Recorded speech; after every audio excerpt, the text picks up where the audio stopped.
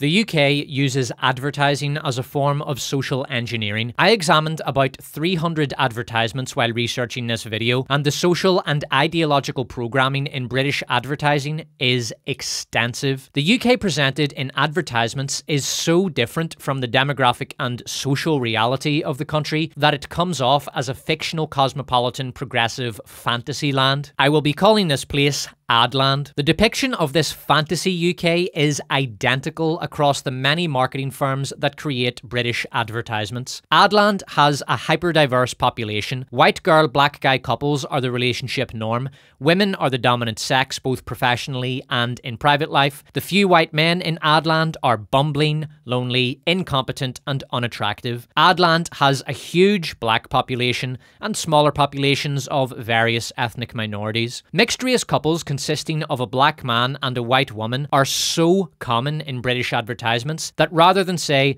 a mixed-race couple consisting of a black guy and a white girl every time we come across one in this video, I have, for the sake of brevity, had to coin a portmanteau to refer to them. I will be calling white girl, black guy couples wigblags. I have no need of a new word to refer to white men, black girl couples because in the 300 advertisements I analysed for this video, I came across only 3 of them. To emphasise the vast overrepresentation of wigblags in UK advertising, here is the most recent data I could find on race in relationships in the UK. In 2018, the BBC reported that 7% of couples in England and Wales were mixed race. In 2011, the Office for National Statistics reported that, quote, white British people were least likely to be in inter-ethnic relationships at 4%. You will also be hearing me use the word ethnodistortionism, which is another word I have invented to refer to the deliberate distortion of a country's ethnic demographics in media. Bear in mind, the purpose of this video is not to answer why British ads are used as a tool of propaganda,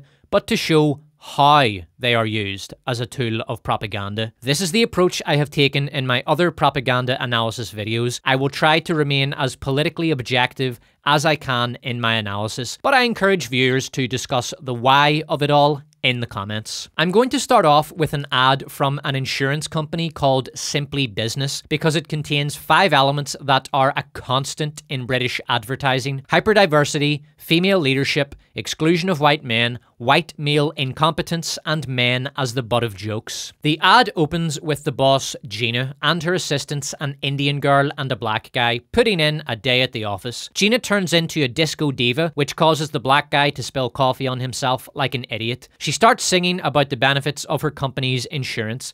In the next scene, the trio are doing construction work. Gina is leading the operation, the Indian girl has a clipboard indicating that she is in a supervisory role, and the man is doing the grunt work in the background, where he belongs. Same again in the next scene. The man is at the back, which signals to the viewer that he is of lower rank to the 2 women. Next, the black guy gets his chest hair waxed in an audio-visual gag. Smoother than a fresh waxed chest.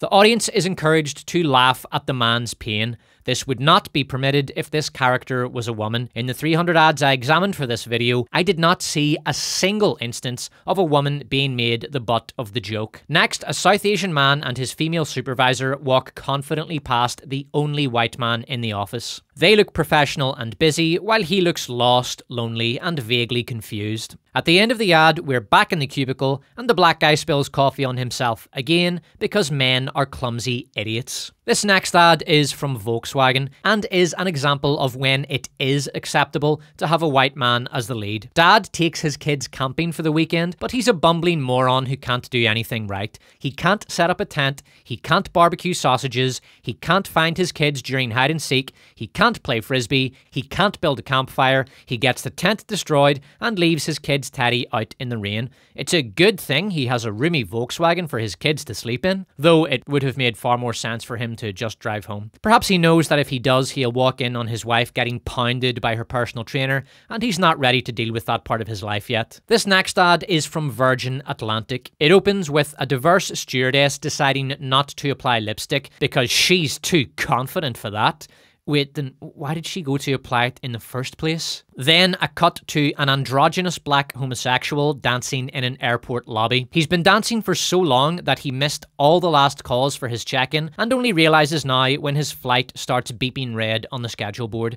So he rushes off. Next, Virgin reveals that what women really want in a man is an effeminate-looking rake who wears earrings, dresses in an oversized blazer and a custard jumper, and sports a ponytail. We cut to a wheelchair user, but not just any wheelchair user, because he has pizzazz. Also, a hipster beard and an undercut.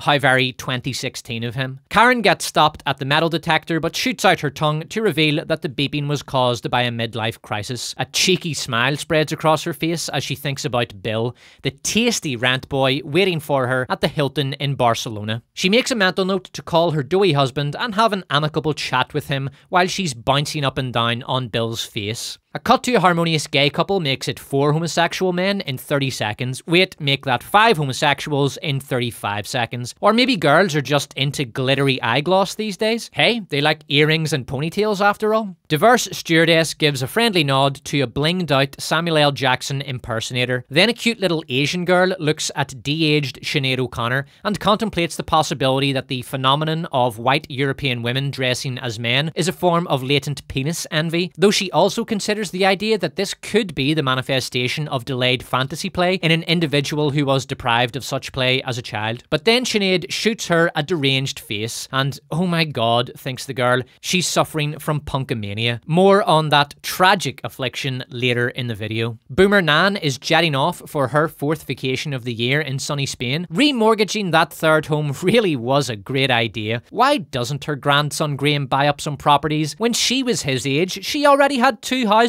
Oh well, young people these days already have it so good. What do they care about feathering their nests for retirement? The ad finishes with an in-charge girl boss pilot flying the plane. This next ad is from Barclays, a UK bank. The piece opens with a black woman giving a young black guy a job. He heads into the elevator but immediately gets girl-bossed by Karen. The solitary white man in the ad is black guy's housemate, a beady-eyed dweeb with a bird's nest haircut. Remember, rent's due tomorrow, mate. Next, black guy's responsible-looking father tries to give him some sage financial advice. Black guy discovers an app on his phone that makes all his worries go away, and he marches proudly over to Karen to get his financial success story started, exclaiming, "Karen, let's do this." Maggie, let's do this. Our next ad is from Captain Morgan's. This is the first ad I consider to be a competent piece of propaganda. It contains some genuinely clever subliminals, and its hidden values are disguised beneath a cheery exterior. The ad opens with a trio of friends scrolling social media, a focused-looking Asian girl, a less focused-looking black guy, and a white guy passed out on the couch. The slob. The trio head out to the club. The black guy is the heart of the party and getting some major interest from the ladies. White guy is sitting on his ass scrolling on his phone. He looks over at black guy about to get off with a girl, but his voyeuristic intrusion is discovered. His low social status is confirmed when he apologizes for his intrusive presence. Sorry. There's excellent use of distraction here. The clear message is that white guy doesn't belong at this party. He's not cool enough to be here. He's an intruder at worst and a hanger-on at best. In fact, he has to excuse his own presence. However, most viewers won't pick up on this aspect of the ad because they will be distracted by the gross little body horror gag. At the end of the ad, the black guy is the star of the dance floor, dancing with not 1, but 4 women. You can just about make white guy out, tagging along in the background, where he belongs. There are subtle subliminals in the ad. When the trio are readying themselves to go out, the black guy puts a nice piece of bling on his thumb, the Asian girl paints her nail a lovely aqua blue, and the white guy clips his nail, because his idea of getting ready to go out is basic hygiene. Put another way, white guy only bothers with basic hygiene on social occasions. Leave him on his own for a week and he'll be sitting in a heap of his own shite eating Pringles for dinner.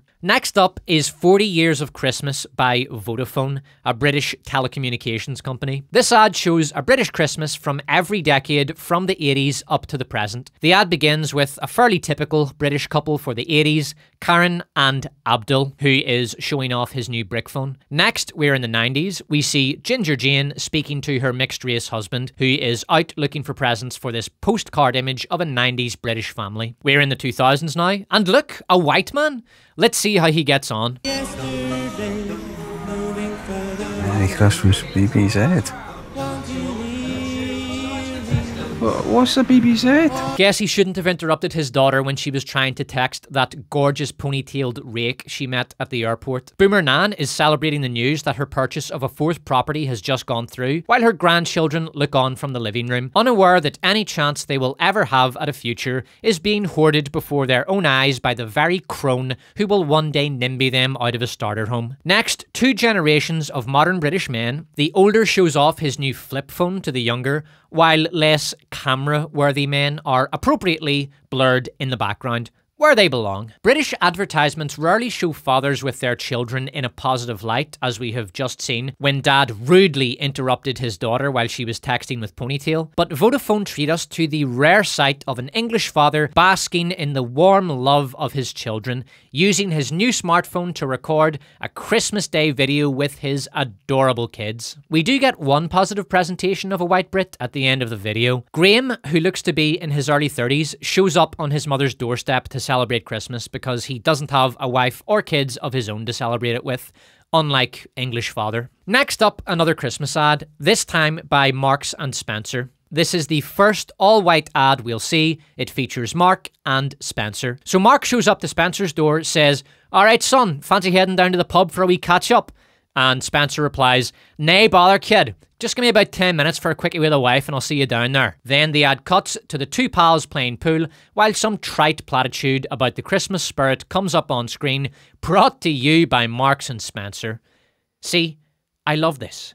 I love when ads can just be normal. No agenda pushing, no forced diversity, no 5 homosexuals in the space of half a minute, no ethno-distortionism.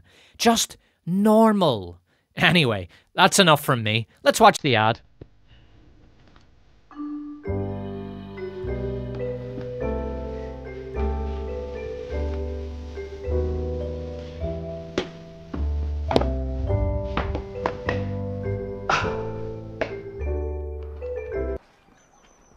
Fuck. This next ad is another all-white, all-male ad featuring Mark and Spencer having a gay old time setting up their Christmas tree, just what we imagine when we think of a classic English Christmas. Note that we have now looked at 3 Christmas ads from Marks and Spencer's, and not one of them contained a child. But this next ad does contain a child, although you really have to be paying attention to see him. This is a Christmas ad from Morrison's. There was something really uncanny about this ad when I first watched it. It took a couple of rewatches for me to realise what was so off about it. It presents a completely sterilised gender dynamic. Men and women behave exactly the same.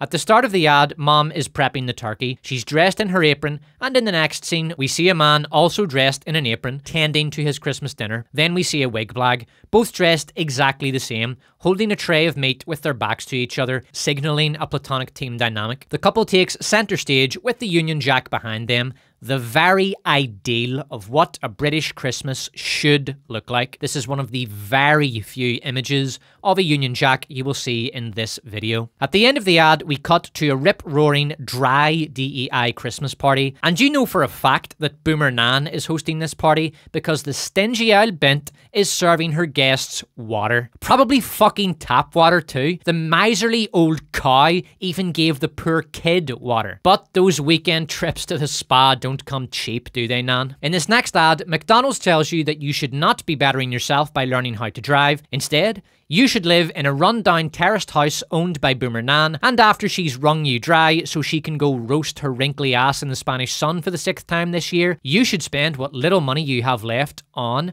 McDonald's fries. This is how much small fries you get for $1.19. This is how much driving lesson you get for $1.19. Lovely. McDonald's Saver Menu. Actually get your money's worth. Who needs a driver's license when you can have diabetes? This ad also features a wig blag, though in a non-sexual context. At least as far as we're aware. I wouldn't be surprised if this driving lesson was a quid pro quo. He gets his driving lessons and she gets a healthy portion of that black meat all the white women in Adland are constantly gagging for. The food is presented in bright, brilliant colours. The background has a horizon, which gives off an inviting sense of space. In the driving lesson frame, the instructor and student are dressed entirely in dark colours, and they never make eye contact. The frame is jam-packed with as much as can be crammed into it to give off a sense of claustrophobia. Houses, bins, and a couple of trees dominate the backdrop. Mindless consumption good, any attempt to enable oneself to flee the nightmarescape of the modern UK city and its many McDonald's restaurants, bad. Our next ad is a McDonald's Christmas advertisement. A wig blag drive through a street that has been ostentatiously lit up with Christmas tree lights and McDonald's advertisements. They pull up to the drive-through and are served their delicious meal by a member of the servant cast. This is the 7th wig blag we have seen thus far. Importantly, the woman is driving and the man is taking care of domestic matters, attending to a to-do list. It is also the woman who decides to go to McDonald's, a suggestion her passenger obediently agrees to. This next ad is another Christmas ad from Marks and Spencer that unfortunately features neither Mark nor Spencer, but it does feature a body-positive Christmas elf. By the way, not one of the many Christmas ads I viewed contained a single piece of Christian imagery. Obviously. Don't worry about being fat and unhealthy. It's Christmas after all. Now, buy our shitty instant snacks. Next up is Everything Else Can Wait. It's Christmas after all, by Pepsi. We open to an empty gym, empty office, and empty library, then cut to yet another ethnically diverse, sexless, dry Christmas party, hosted by Boomer Nan. Looks like a real blast. Boomer Nan is thrilled to receive a pair of sunglasses for her upcoming trip to the Bahamas. Her grandson Mark always gives her the most wonderful Christmas presents. Mark attended the party despite knowing it would be about as much fun as a root canal. In their last conversation, Boomer Nan asked him how things were going, and he dropped her a hint by saying, well, you know, it's not easy for me and Diane to save for a deposit, what with the kids and all, but we're slowly getting there. Mark was hoping his Boomer Nan might take the hint and help him out with a big fat Christmas check. Instead, she gave him the all-in-one man pack from Lynx, socks, deodorant, and body wash. The 29th year in a row she has presented Mark with this gift. Thanks, Nan. Then Mark heads over to Karaoke Corner. It's worth enduring the latest Taylor Swift audio slop just so he can be in the general vicinity of the one good-looking girl at the party, but the other fellas are buzzing round her like flies around shite. There's no chance he's getting a look in. Fuck it, he'll just go for that bird that looks like Eminem going through a sex change. I mean, the black girl's a decent bit of gear, but this is Adland. And in Adland, white men are forbidden from sexual contact with black women. Mark could have been wankered off his face on ease by now. Franco and Sick Boy invited him to their Christmas rave, but he turned them down to attend this. But everything else can wait. It's Christmas after all. This next Christmas ad we're going to look at is from a women's handbag company called Freeman's. A group of 5 go door to door giving women a handbag, then they give a dad a pair of slippers. This seems harmless enough in that it's a women's brand, and so it makes sense that the ad should feature almost entirely women. But Look hard. I noticed 2 noteworthy elements I wanted to briefly touch on. First, the group of 5 consists of 4 women, but also their black gay best friend Forever. He's here to show just how fashionable these women are, since the gay best friend has been a reliably chic accessory since they came into fashion in the 90s. Notice also that although a white guy is shown with his daughter at the end, we don't see his wife. This is the 14th ad thus far in this video, and we still have not seen a happy white couple. Except Mark and Spencer, they seemed very happy. This next Christmas ad is from Debenhams, a department store. The ad features 2 men, both of whom go, I don't know what to do.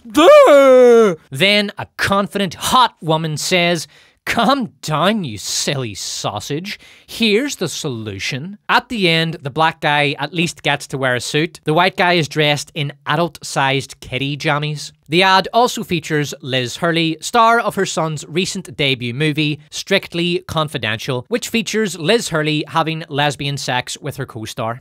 During a relationship counseling session, the therapist asked Liz Hurley if there was anything coming between her and her son Damien.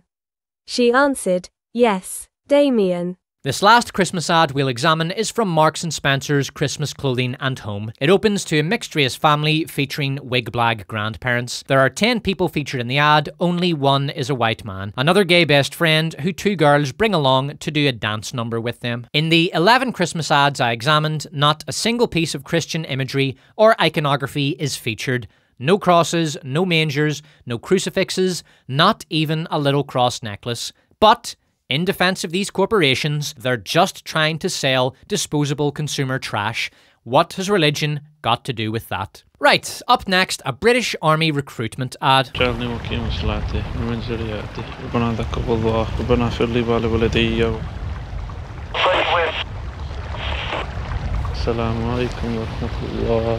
While our patriotic British Tommy is praying, his comrades radio in, but Karen shuts that shit down. Thank God we have a woman in this unit to keep the white men respectful. Now, the Despot does not claim to be an expert in military tactics, but I would suggest that an entire unit stopping everything, including communication with other units, in the middle of an active operation because Muhammad wants to pray could have negative consequences. 90 degrees at 500 meters! Danger close, how copy? Assalamu alaikum wa rahmatullah. So the boys give Muhammad a pat on the back, spend several minutes putting all their bulky shit back on, and head out. The tagline, "This is belonging." Oh, for fuck's sake! If an organisation changes its operational behaviour and standards to conform to the demands of new members, that organisation has no clear identity to belong to. This isn't belonging, it's overindulgence. If Muhammad insists on praying 5 times a day, no matter what, then he can't belong to an active unit. If you want to belong to an organisation, you need to improve your abilities to the standards of that organisation and conform your behaviour to the rules of that organisation. If the opposite is the case, the organisation lowers its standards and bends its rules to accommodate specific individuals who are regarded as fashionably ethnic, then that organisation isn't worth belonging to. And when it's the fucking military doing this, it could get people killed.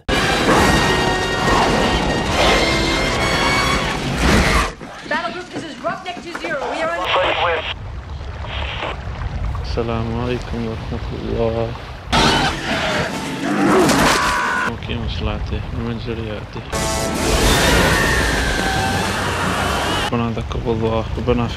Right, I'm done. I promise, from now on, objective analysis only. By the way, that ad has 2,800 likes to 16,000 dislikes. This next British Army ad is, astoundingly, a white male only affair. The ad encourages white male soldiers to better themselves by expressing their emotions.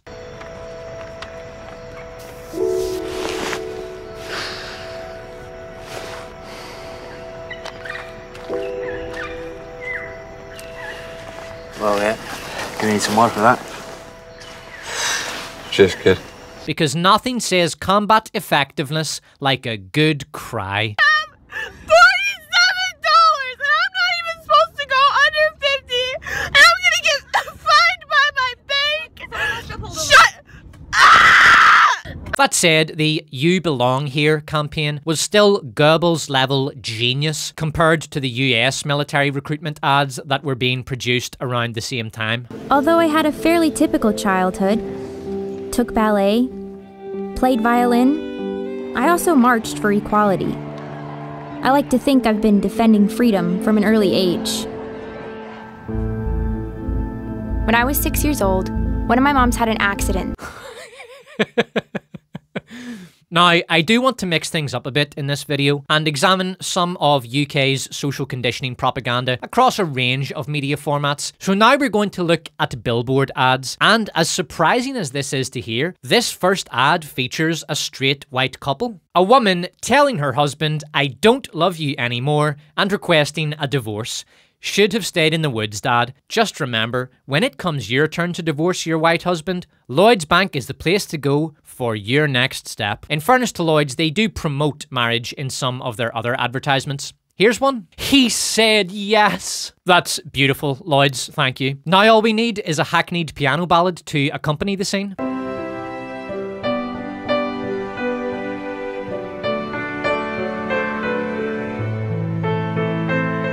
Next, we'll look at an ad campaign that ran in London in 2024. Now, I am a humble despot, and I can admit when I am wrong. This ad campaign proved my assumption that all UK ad campaigns are hyperdiverse to be completely wrong. 2 of the following ads were cast with white actors only. Legalise assisted dying by Campaign for Dignity in Dying, brought to you by Death with Dignity. The first ad shows Sophie. The billboard's description informs us that she is a kitchen disco diva and mum with terminal breast cancer. The visuals are not subtle. Death with Dignity have chosen to portray euthanasia as a raging good time. They've gone with a bubblegum colour scheme, pink and white. This disco diva is still in her jammies, which give off a bright silvery sheen and cozy home ambience. The entire scene is bathed in a warm yellow glow. Diva is in mid-dance move, clicking her fingers to the beat and breaking out in a huge natural smile as she imagines being put down like a sick dog and leaving her daughter to grow up without a mother. Good times. Who said cancer wasn't an absolute blast? As well as the obvious positive imagery, this ad also contains subliminal elements. The words Disco Diva are written in small italics. Most people who pass this on the London Underground won't consciously read those words, but their subconscious will pick up on it. The intention is to encourage the viewer's subconscious to associate self-eradication with a positive, thus making it feel more appealing. In this case, the positive is the fun, bright lights of the disco.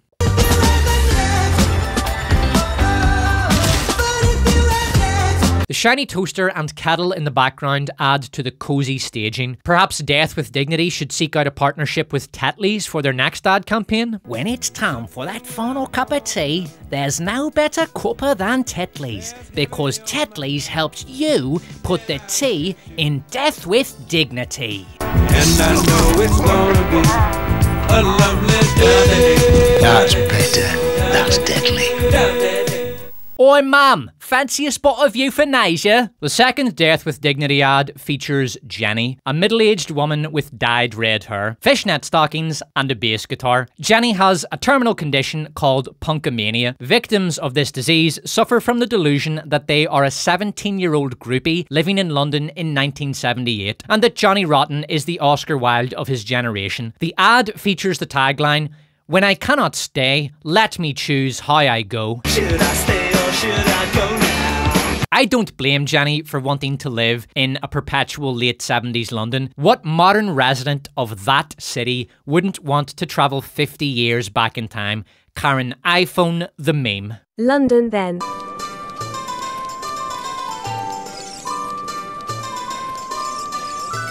London now.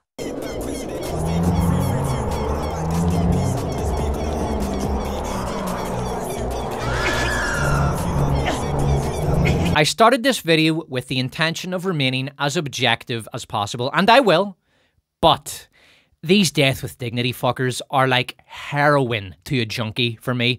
I must break my oath of objectivity just this once. Then, I promise, I will remain objective for the rest of the video. Alright, just the once. I want a fucking hit. I want to begin my response to this geriatric gaggle of moral vermin by offering a counter to Death with Dignity's advertisements. The most inspiring documentary I have ever seen is Be Here Now, a documentary which follows Andy Whitfield through his fight against and eventual tragic death from cancer. Andy was the star of season 1 of the excellent Starz series Spartacus Blood and Sand. Over the course of his fight, Andy never loses hope. He stays strong and optimistic. He remains a supportive husband and a good dad throughout his final couple of years. And in the end, after a heroic struggle, he passes away surrounded by his family. And when I started to see Andy fading, I brought the kids in and I said, the kids have come to say goodbye now, darling. And then he said, I'm going to go soon and I have to go up to heaven because my body is really broken. And Indy went, why, Daddy? And he said, because my body is broken like a butterfly. When its wing is broken, it can't fly anymore. It has to go. And he said, but don't worry, because I'm going to go up into the sky and every time you need to see me, I will be there. Just look for me. Death with Dignity believe that for an individual to carry on struggling through their final days as their body fails them is undignified, and it would be better if they were tidied away so that their family doesn't have to watch the sight of their disgusting physical degeneration. When I look at footage of Andy moving around on his crutches, no longer able to climb stairs, I see heroism. A man carrying on in the face of a withering disease, giving what little he has left to his family and refusing to give up. When Death with Dignity look at Andy on crutches, they see only indignity, a waste of valuable GDP that should be going to pay the pensions of boomers who make up the vast majority of Death with Dignity's membership. Andy went out on his shield. His story will inspire anyone that watches that documentary, and his children will always be proud of their dad. He displayed more dignity and honor in his last day than this soulless pack of decrepit vampires have in their entire fucking lives. I am Spartacus!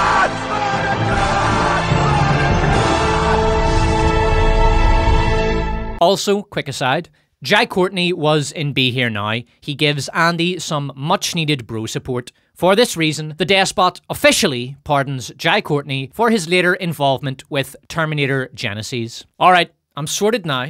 I'm ready to go clean. From here on out, I promise to be 100% objective. With God's help, I'll conquer this terrible affliction. Let's contrast these assisted dying posters with some advertisements from the Samaritans. The Despot, of course, endorses the work that the Samaritans do, but they are just as guilty of ethno-distortionism as any big London-based marketing firm. Here's a Samaritan policy leaflet I found during my research called Key Priorities for Preventing Death with Dignity in Northern Ireland. Please forgive my use of a euphemism here. YouTube does not like the word Northern Ireland was 97% white in 2021, yet the guy on the front of this PDF, published 2022, is Middle Eastern. The front page of the Samaritans website shows a friendly-looking black man ready to save a life. One of their recent posters shows a smiling black woman offering a homely platitude. Another poster shows a pink-haired woman, a younger woman, a Sikh, and a gay man. Though I admit I'm assuming the man's sexual preference here. Perhaps in the time I've been away from the scene, pink kaftans have become the fashion for young men out on the pool, which in all seriousness is no worse than the skinny jeans with check shirt over a t-shirt look that me and my boys rocked back in my uni days. Jesus Christ, what the fuck were we thinking? Another poster shows a black man checking in on his boy. I found 7 Samaritan ads depicting someone considering death with dignity. 5 white men,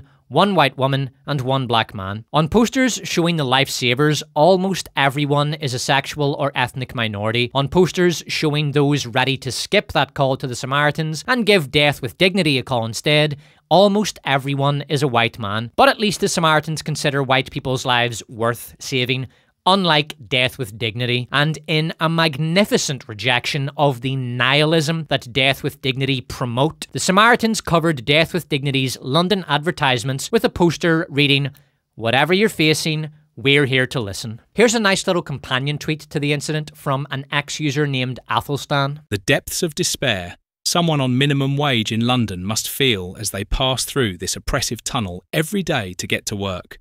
And Khan is advertising suicide. This is real love, telling people they are not alone, not telling people to end themselves. This next billboard first graced British eyes during Black History Month 2022. It reads, "We did not come to Britain, Britain came to us." The text is surrounded with Caribbean flags. Notice that the text which refers to British Caribbeans, "we," is printed in black, and "Britain came to us" is printed in blood red, suggesting that Britain's history in the Caribbean is one of violence. Great subliminal. I love the simplicity of this piece. The assertion presents itself as so self-evident that it doesn't require visuals to back it up. This piece aggressively preys upon the British colonial guilt complex, which social engineers have manufactured in imitation of the American white guilt complex, though with only modest success. Britain destroyed India through looting, expropriation and outright theft, all conducted in a spirit of deep racism and amoral cynicism. Many British people are still rightly proud of their glorious imperial history, though they do have to keep quiet about it, and the level of guilt that is felt in Britain over their colonial past does not even approach the industrial scale of white guilt in the USA. We're not rioting, guys. We're not shaming anybody, guys. We're just humbling ourselves before you. I'm also impressed with this billboard's hidden value. Good propaganda has both open and hidden values. The open value here is that Britain's history in the Caribbean is one of invasion and violence, and that this young white couple passing the poster should feel bad about that. The hidden value is that British Caribbeans exist as a single identity group, which is of course not true. British Caribbeans come from Jamaica, Barbados, Trinidad and Tobago, St. Lucia, Guyana, Grenada, and St. Vincent and the Grenadines, as well as other places. Each of those places have their own distinct identities, just as countries in any other region do, but grouping the people from these nations all together in one amorphous identity blob is useful for the purposes of identity politics, which seeks to divide, demoralise, and conquer the British people. Historically, the poster is a lie, plain and simple. Britain did not come to the Caribbean, it created the Caribbean along with France and Spain. The original inhabitants were Native Americans who were annihilated by disease and warfare. The European powers then populated the islands with colonists, indentured servants, and African slaves. Most African slaves transported to the Caribbean arrived after the English, a fact that completely contradicts the billboard. Also contradicting the billboard is the fact that Caribbeans did come to the UK, which is why there are around 650,000 of them living there today. But none of that matters. This billboard succeeds in its goal of dividing people. Some will be angered by it, others will feel guilty, others will feel hatred toward Britain. It's a good example of how to use visuals, subliminal elements, hidden values, and blunt force messaging to create effective demoralization propaganda. We will next examine a digital image called England Doesn't Win Without Immigration, or England Without Immigration, which was circulated broadly on social media during the Euros and swooned over by cosmopolitan progressive types. This is dreadful stuff, searingly amateur. A poor choice of words nullifies a strong initial impact because the image is too easily memed into irrelevance.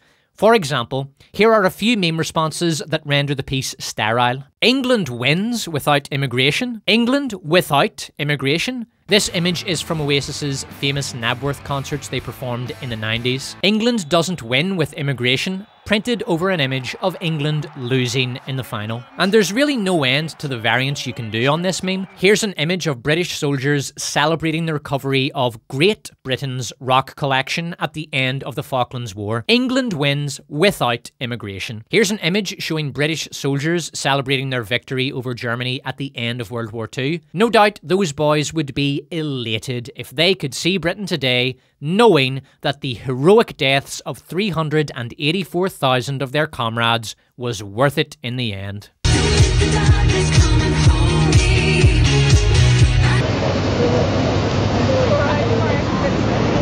Propaganda needs to be meme-proof because once it has been successfully memed, it is less than worthless. It's an own goal. Well, Josh Rose, is that going to be an own goal? Yes, it is!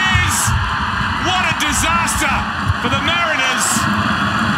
A horrible... Here's another example of how bad propaganda can be easily memed. We'll use a body positivity poster for this. Alright boys, who's taking the grenade? I could stop at that, but I'm enjoying this, so let's keep going. Here's another body positive poster from 2016, showing a three-headed blob heading to the beach. This was intended as a parody of a poster advertising a diet supplement featuring a hot girl, captioned, "Are you beach body ready?" The beach blob version is basically a failed attempt at a meme. The meme version of the Hungry Hippos poster should read, "We're diabetes body ready."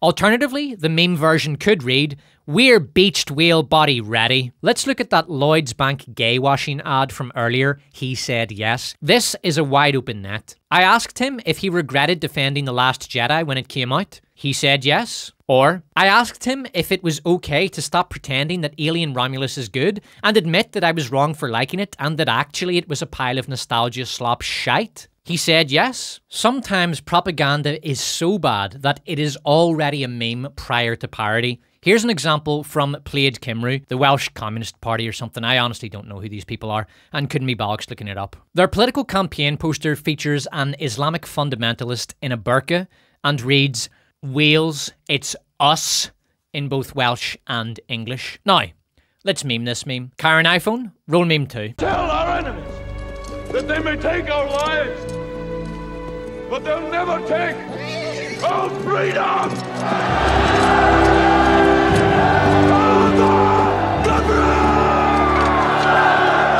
Here's another image from Wales, a mural painted on the side of an old brick building. My Cymru, my shirt. Cymru is the Welsh word for Wales. Here's another mural by the same organisation who call themselves Unify, encouraging Welsh people to get an HIV test. Alright, so perhaps the Adland version of Wales has a slightly more diverse population than its real-world counterpart, but I'm sure the food is Welsh, right? So today we're here in the heart of Cardiff and we're going to go visit a restaurant called Little Kochi. This is a Caroline restaurant all about the authentic flavour of South India.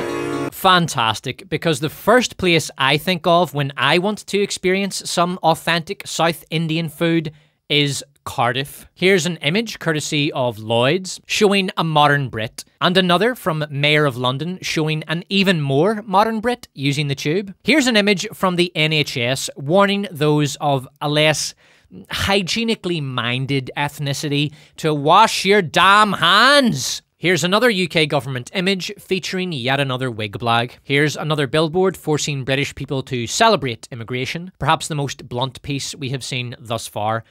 Here. Oh, you see that? You see that, you? Well, I want you to lick it. Go on! Lick it. And in case the billboard expressing gratitude to God for migrants was a little too subtle to really drive the message home, here's another billboard with the text printed 4 times. And in case you still don't get the message, here's the text printed 6 times. Here's a mural in Shoreditch that appeared in 2017. Sex with refugees is jasmine scented and beautiful. British people, sex with refugees is desirable and sensually rewarding. But I don't want to have sex with random migrants. Well, you fucking will do now, slag. Here's a billboard from the Mayor of London, right in the middle of Piccadilly Circus. Say, mate, to a mate when their behaviour towards women goes too far. Hashtag have a word. What are you doing? That's enough. Male violence against women and girls can start with words, but it doesn't stop there. Here's a particularly Orwellian image from the Mate campaign, encouraging men to police their friends' thoughts and utterly crush any expression of sexual interest in women under a steamroller of reprimands. The Mate campaign also consisted of several TV advertisements.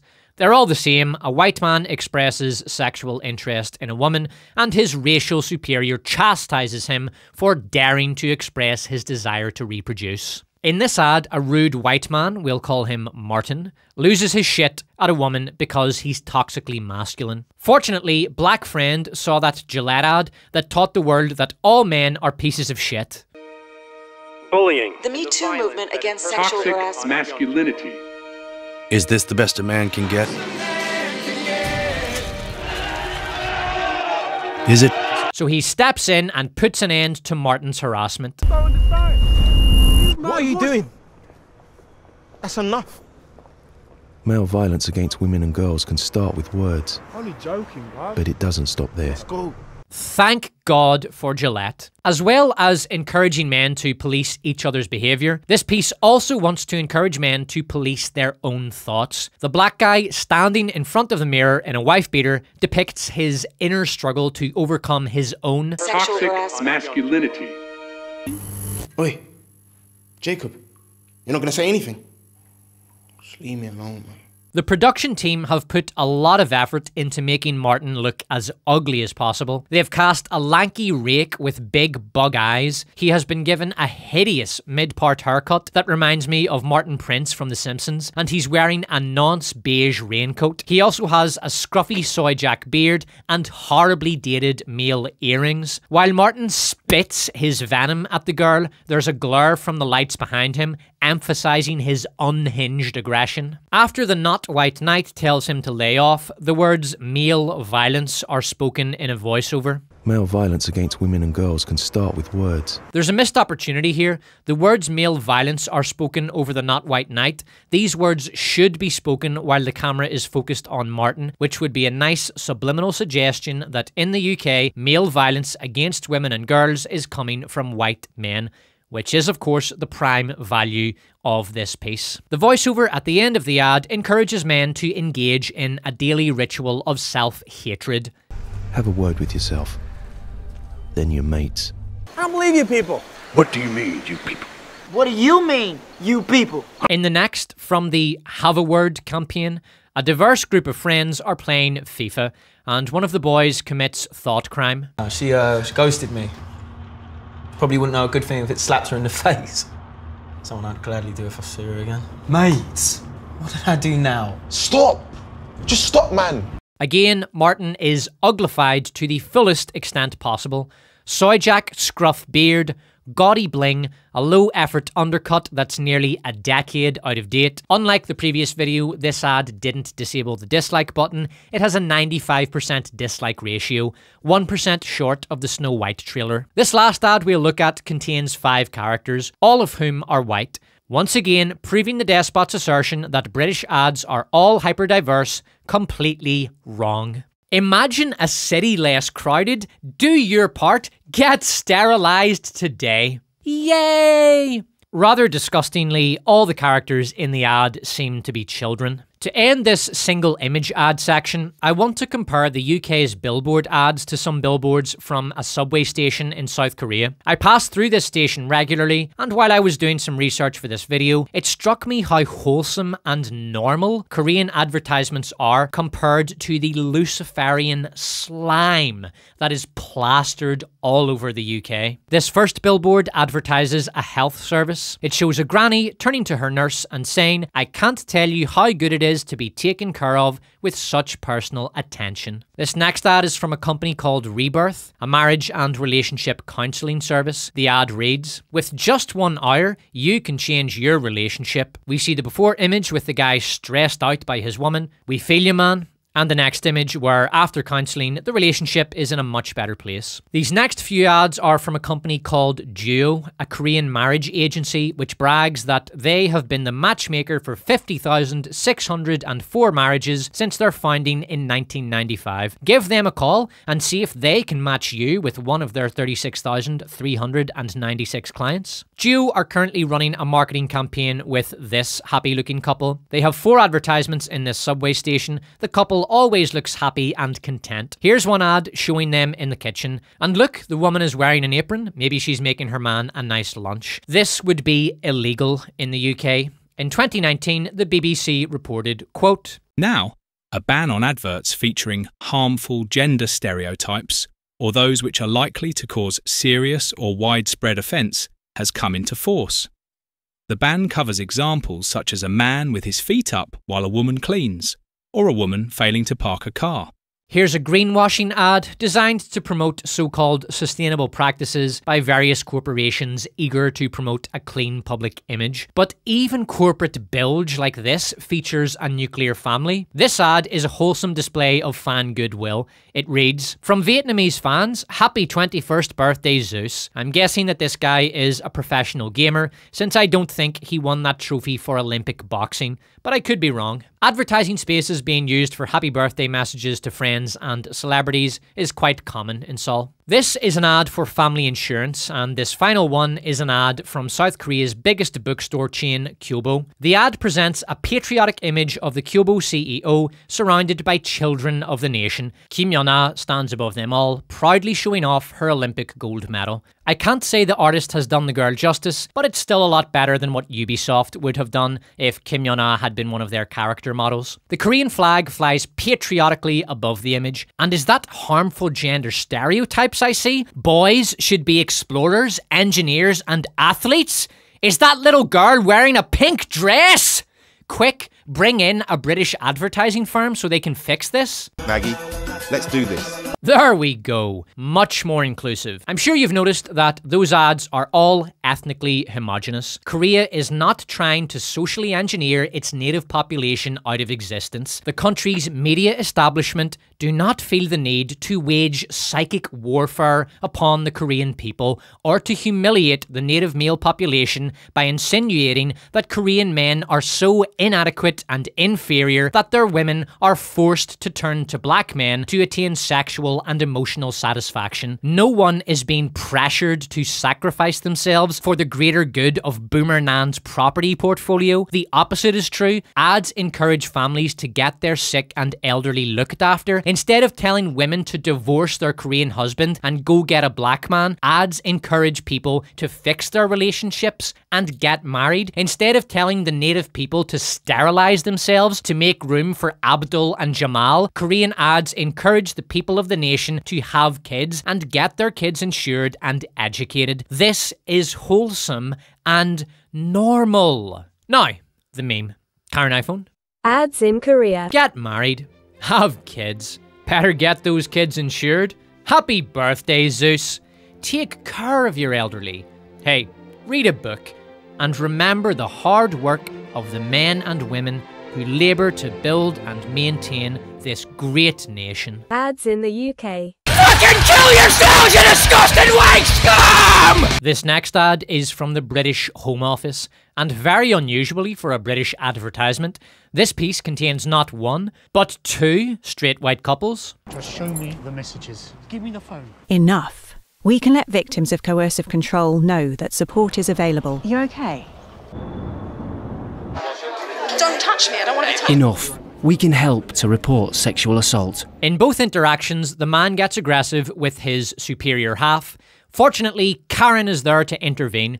In the bar, Nigel is posing for a selfie with Julia, still holding out hope that she might let him into her pants, seeing as she's on the rebound after getting dumped by Chris. Nigel's feeling brave. He even works up the courage to place his hand on the back of Julia's chair for their selfie. Hoping to impress Julia, Nigel decides to white knight an argument between a couple across from them by asking Karen to go do it for him. You see, in Adland, a man cannot intervene to save a woman from a white man unless he has first done battle with his toxic masculinity. But Karen is a woman, so she can intervene straight away. Nigel wakes up the next morning, alone and in a hungover fog. His judgment impaired, he composes a text confessing his feelings to Julia, but then has a quick glance at her Instagram, where he sees the photo they took last night with the caption, "Nigel is so sweet! What a gem, treating me to a night out. He's everything a girl deserves and more. Besties forever!" Nigel deletes his confession. He sends a few photos of the night before to Julia after he's sobered up, but she doesn't respond because she's too busy getting pounded into oblivion by Chris, who called her over to his place because he had fuck all else to do. The ad ends with the words, Enough. We can help to report sexual assault. Enough. We can stop violence against women and girls. Wait, say that again? Enough. We can call out our mates for harassing women. We don't fucking need you. No, I promised to lay off the gear. Fuck it! We know that sexual assault isn't acceptable. We don't need you bastards to tell us that in a condescending ad that tries to depict white men as the source of sexual assault in Britain when we all know that the real fucking culprits are Muslims. It's okay. I'm better now. What I meant to say is that I am truly inspired that the government of Great Britain is finally starting a long overdue public conversation about the scourge of white men assaulting young black girls, and it was truly inspiring to see the Brown Knight putting Shrek in his place. Here's another ad that bravely tackles the national scourge of white teenage boys assaulting young black girls. This ad from Kent County Council. You alright? Where are you going then? Oi! Boy, where you going? Thankfully, young English girls need not fear, for Jamal Al-Akbar Muhammad is here. Hey, leave it out, mate. Sorry. After Jamal heroically puts his racial inferiors in their place and saves the young English lass, Kent County Council informs us that young white boys on bicycles have publicly harassed 75% of girls in the UK. Next, we're going to look at a couple of ads from an organisation called... and I'm not kidding here. That Guy Scotland. Here is a clip that should tell you everything you need to know about That Guy Scotland. And having an erection doesn't mean you have to put it somewhere. Could you say that again? Having an erection doesn't mean you have to put it somewhere. Whoa, What a revelation. I had always assumed that if my cock went north, then I had to stick it in something. That is simply the done thing after all. I mean, you know how it is, lads. You're getting a private checkup from the nurse practitioner. Next thing, you gotta look down the girl's blouse. Purely by accident, of course, and your boy Willie has a sudden growth spurt, and you know, you gotta put it somewhere. So I'm sorry, love, but hey, if it's any consolation, my last STI screening came back clean. But as it turns out, having an erection doesn't mean you have to put it somewhere. Alright, let's get to some That Guy Scotland ads. So in this one, the boys are sat around a pub table having a perfectly natural conversation. Like, genuinely, I do have a few pals that are a bit problematic. Yeah, they're guys that are blatantly following women around in the gym, staring too long. If we do nothing, we're part of that issue, we're part of the problem. And the only way I can see that changing is if we talk about it. When you've done that, you can go home, look at yourself in the mirror and actually go, you know what, did something right. What is it with these fucking people and their determination to make men stare at themselves in the mirror in self-loathing? Fuck you! Fuck you! Get the fuck out of here! That Guy Scotland have a load of ads, but we're just going to look at one more because they're all the same. Male behaviour bad, men bad, go scream at yourself in a mirror. Your discretion is advised. Here's what we know. Ever called a girl dull? Or whistled at her walking down the street? Ever stared at a woman on a bus, or said to your mate, I'd do that. You ever give a girl a compliment? Like, nice? Etc. Don't flirt with women. Don't express your sexual desire in them to your friend. Don't even fucking look at them. Ever stared at a woman on a bus? As crude as this ad is, it actually does make good use of a clever propaganda technique called smearing by association. It's very simple. A target is smeared through association with a long list of bad stuff. For example, this is Nigel. Now, Nigel says that the Netflix series Adolescence is a government psyop. Worse, Nigel is developing quite an online following. You see, Nigel had an awakening when he realised how pathetic his life was.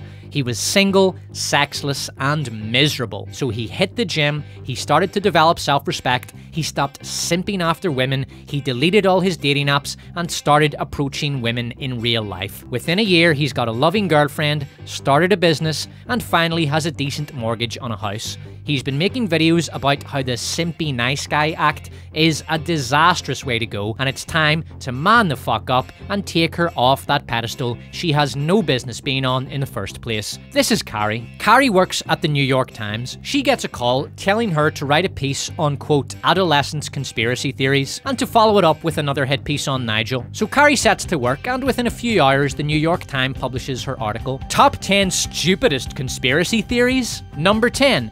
People never landed on the moon. Love the use of the word people instead of men, Carrie. Very nice touch. Number 9. Hitler survived the war and fled to Argentina. Number 8. Reptilian royals. To think people actually believe this nonsense. Number 7. The Netflix show Adolescence is a government psyop. What's next? Martians built Stonehenge. Number 6. Elvis is alive on Mars. The next day, Carrie publishes a follow-up article, 10 Most Toxic Online Influencers. The usual boogeymen of the cosmopolitan progressive are in there, Andrew Tate, Pearl, Jordan Peterson, and at number 6, Nigel. In the That Guy Scotland video, some genuinely bad behaviours are described. 2 in particular stand out. 1. Getting a girl hammered, tossing her in a taxi, taking her back to your place and fucking her when she's too wasted to even know what's going on. And 2. Sending a random girl a dick pic. By the way, I have a funny dick pic story, I'll tell you in a bit. So these are bad, and indeed criminal behaviours. But let's look at the other stuff on the list. Ever stared at a woman on a bus? Okay, but what do you mean by stare? Like, am I not allowed to look at a woman now? Is staring at a woman really as bad as sending a random girl a dick pic? You ever give a girl a compliment? Like, nice? And wondered why you didn't get a thank you? Yes, I have given girl compliments, and I still do. I regularly tell my wife she's a hot bitch, because she is a hot bitch. And in my dating days, I gave plenty of compliments to plenty of girls, which almost always went down well. And on the rare occasion she didn't like the compliment, look doll, I may not measure up to the Chad who just left you alpha widowed, but if you can take a dick, you can take a compliment. Mate. Whoa, relax man, it was just a joke. Stop! Just stop, man. Yes, you're right. I love Big Brother. I mean, I love That Guy Scotland. Among their most enlightening videos are Expert Talks to Podcaster About Male Sexual Entitlement and How Fans Can Make Women Feel Safer at Football. Right, the dick pic anecdote. So I'm in my first year of uni. Me and two of the boys are at the Queen's University Students' Union bar, having a few pints and playing pool. Dom heads off to take a piss and comes back a few minutes later, shaking and with a face wider than a Ring security ad antagonist. So we ask Dom what's wrong, and he tells us that he went to the toilets with the intention of sending his girlfriend Dervla a picture of his cock. Bear in mind, this was back in the day before smartphones and personalised chats. If you wanted to send someone a picture, you selected the picture, then went into your contacts and clicked on the person you wanted to send it to. Dom had accidentally sent a picture of himself grasping his erect cock and looking into the camera to the contact above Dervla in his contact list, the one labelled Da. And for those that don't know, Da is what Irish men call their father. You ever send a dick pic to your dad by accident? At first you're panicking, but then you think, why doesn't this feel as bad as it should? Then your dad sends you a reply. You open it. It's a dick pic. And then you think, why am I so into this? Dervla broke up with Dom a couple of months later. 2 months after the initial New York Times hit pieces, the organisation publishes shocking revelations about Nigel. A woman named Julia McCarran has bravely come forward to share her truth of the harrowing abuse she experienced at the hands of her former friend Nigel. The previous year, she and Nigel were at their local, and Nigel, drunk, forced his hand up her skirt, fondled her arse, and shoved his tongue into her mouth. Over the next few months, he spiraled out of control as he was radicalized by online influencers. Normies who see the article think, oh yeah, I remember that Nigel guy. He's that crazy conspiracy theorist Andrew Tate wannabe. Well, I'm not surprised he's an abuser. I hope he goes to jail for a long time. Smearing by association is described in detail in the 2015 book Inside the Nudge Unit, How Small Changes Can Make a Big Difference, by David Halpern. The following is from the book's Goodreads description. Behavioural scientist Dr. David Halpern heads up the UK government's Nudge Unit, the world's first government institution that uses behavioural economics to examine and influence human behaviour. This next ad is another from Marks and Spencer's, specifically M&S Food. It actually features a white guy, white girl couple. However, I suspect this may be yet another example of a girl and her gay best friend forever. But that's just my personal suspicion. Maybe Binky gets wetter than Niagara Falls at the very thought of this guy. I'll just play the ad and let you be the judge. Don't mess with Maui when he's on the breakaway. And the tapestry here in my skin is the map of the riches. Well, I think we've seen enough. Moving on. Look where I've been, I make everything happen. Look where I've been, and it's something, and something, and something. Ta, ta, ta, ta. Yes, thank you, Chris. So, no straight white couple here, but I'm sure we will happen upon one soon. I gotta be me. You're rotten here. Sauce up your sandwich with limited edition Walkers. Alright, so I'm going full no comment for this next ad.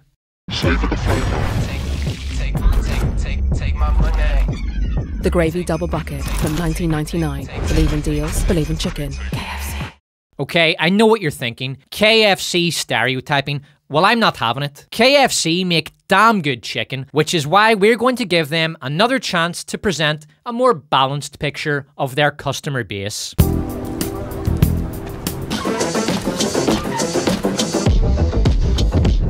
Forget it. This next ad is from Virgin Active, and this is a fantastic piece of propaganda. It is one of the most insidious ads in this video. Virgin is a major corporation with a total value of almost $3.8 billion, so every single element of this ad is carefully thought out and deliberate. This ad encourages the viewer to escape fake body improvement fads and hit the gym, which is a great message and disguises the ad's hidden values. The ad is divided into two sections, the cult and reality. The cult features a creepy looking white guy trying to sell six-pack builders, which used to be a telemarketing staple. The word false idol appears before a cut to a classic Greek sculpture taking a selfie. Here, Virgin mocks classical European ideas of male beauty. The word fake-fluencer appears before Chad shows up on screen. Chad has been given a fake halo to emphasize his artificiality. He has at least 5 hideous tattoos. This next shot is 2 seconds long. It is a subliminal intended to mock Michelangelo's Sistine Chapel. Chad holds out his arm, thumb, and fingers in the exact same position as God in the creation of Adam. This is another attack by Virgin on classical European art and beauty. Chad is surrounded by creepy-looking figures dressed in white robes wearing white beauty masks. Another subliminal intended to emphasize the whiteness of these fake, fraudulent standards of beauty. The words "leave the cult" appear,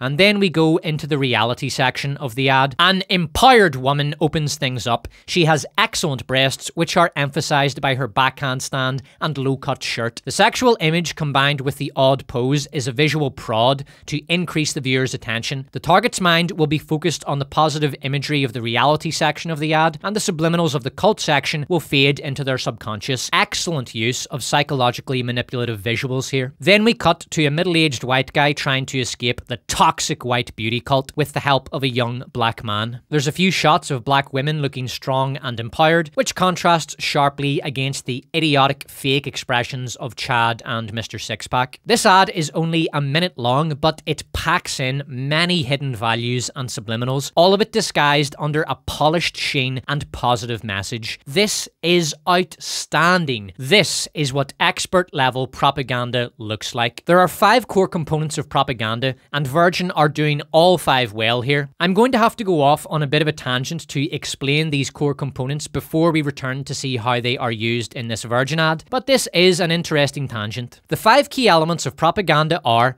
values, assets, props, villain, and target. Let's look at a piece of propaganda that demonstrates these elements clearly. This is a Target advertisement released a decade ago in 2015 at the beginning of the now defunct body positivity movement. The values that the ad wants to communicate are that an obese body is just as healthy and beautiful as any other body. Obesity is not a life-threatening condition. Fat is not a problem. It's just a slightly different body type, though slight certainly isn't the word ad choose to describe this grounded blimp. The asset is, of course, the Yasquinosaurus. Yes, yes.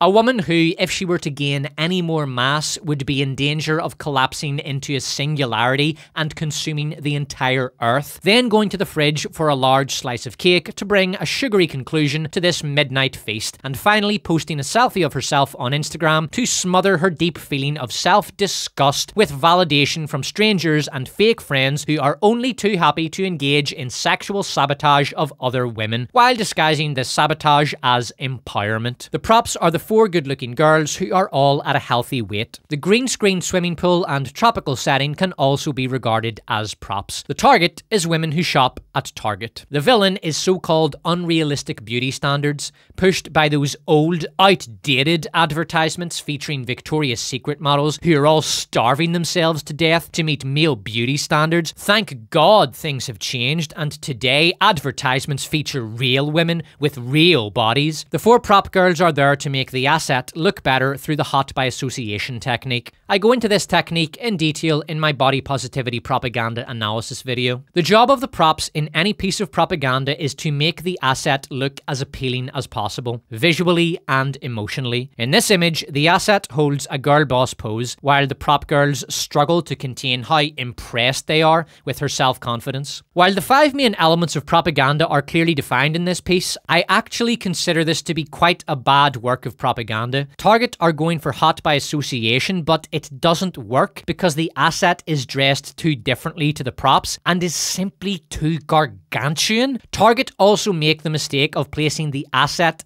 next to the thinnest, most petite hot girl, creating a garish visual dissonance. There should be consistency of body pose, makeup, hair, clothes, and facial expression. Also, the asset should be embedded among the props, not standing to the side of them. Looking at this again, it almost looks like a group of 4 friends have approached this ambulatory whale and are posing for selfies with her so they can pretend that they have black friends on social media and that they support body positivity, even though every single one of them would rather deep throat a road drill than have their bodies inflate to the size of this earthquake generator. Instead of the hot by association that Target were going for, they've ended up with ugly by contrast. The hot girls look even better standing next to this vaguely female-shaped mound of lard, and the asset just looks ridiculous. If I were standing anywhere near this proto-black hole, my sole concern would be to remain outside of the event horizon. Also, because of the clunky green screen, it looks like there's a tiny man coming out of this girl's ass. But hey, there are worse places to be than inside a hot girl's ass. Hammer 8, boys! Here's an example of the hot association technique used correctly. This is an image from Teen Vogue, also from 2015, at the start of the pro-diabetes movement. The image contains 2 assets, 2 human shields, and a prop. I don't think I need to tell you which one the prop is. Her function is to invest the image with genuine beauty. The human shields are the old woman and the mixed race girl. Their function is to make it harder to criticize the image. If you criticize this image for any reason, activists can hit back with, "How dare you suggest that older bodies and women with postnatal bellies should be shunned, you chauvinist pig!" The real assets here are the 2 chunky Karens. Notice how both the assets are presented to the camera with one foot in front of the other, so as to give her a classic hourglass shape. Here's the same technique used in the infamous "This is Healthy" cosmopolitan shoot. In this image, the asset holds a hands-on hip pose, both to push her hip fat in and to use her arms to accent the hourglass shape. This pose also invests the asset with an in-your-face girl boss attitude. If the asset were to stand square to the camera without body pose manipulation, she would look like, well, this. Let's look at a classic masterwork of propaganda that uses the 5 propaganda elements correctly. The "I want you" Uncle Sam poster. The values are American determination and resolve, the idea that to join up is to answer the call of the nation, that there is great strength in you, and that Uncle Sam can help you to bring that strength to bear to the detriment of the enemy. The asset is you, the onlooker. The prop is good old Uncle Sam, and the target is young American men. Simple, effective, and brilliant. The Uncle Sam poster is actually a rip-off of a British World War I poster. The Virgin ad uses all 5 elements correctly. It splits its values into 2 categories, open values and hidden values. The open values are that fad diets, pills, and instant gratification are bad, and hitting the gym is good. Nice. The hidden values are that classical European ideas of beauty are bad, and that you can improve yourself by escaping the fraud of white beauty standards and embracing the new, improved, diverse version of health and fitness. The assets are Tyrone and the Ass Queens, the villains are Chad and Mr. Sixpack. Everything and everyone else is a prop. The target is the viewer, and due to the subtlety of the anti-white messaging, clever psychological manipulation, and the positive veneer, this ad will have broad appeal across its target demographics. Excellent stuff. I want to apply some of the techniques from this Virgin piece and the body positivity movement to fix an inept piece of propaganda that we've previously examined. We'll use a single image ad, otherwise this will take all day. So I'm going to fix the "Wales, it's us" poster. In its present condition, this piece is unsalvageable. All we have is a clunky asset and a nakedly open value. Plaid Cymru haven't even attempted to cover up their core values, instead exposing their agenda to the world. So let's try to hide the true face of the globalist agenda here behind a veil of obfuscation. Karen iPhone, hit it!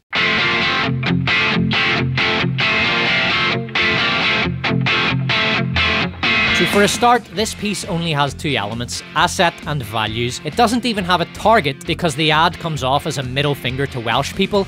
It might as well read, "You will be replaced!" You could argue that the ad is intended as demoralization propaganda, but even that doesn't work because it's too much of a meme to generate anything other than laughter and derision. So the first problem we have is the value. Fundamentalist Islam is now an inseparable part of Welsh identity.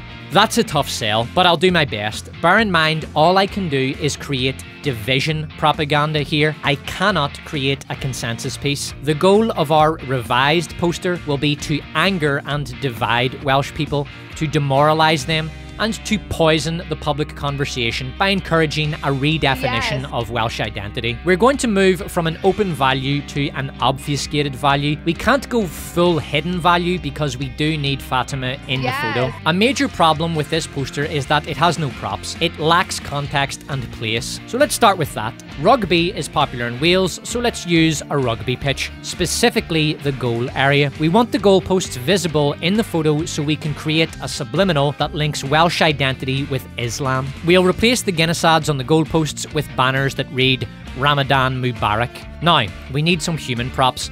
Let's start with a hot girl, always a winner. Here's a hot girl wrapped in a Welsh flag. I love it. Female empowerment and all that shite.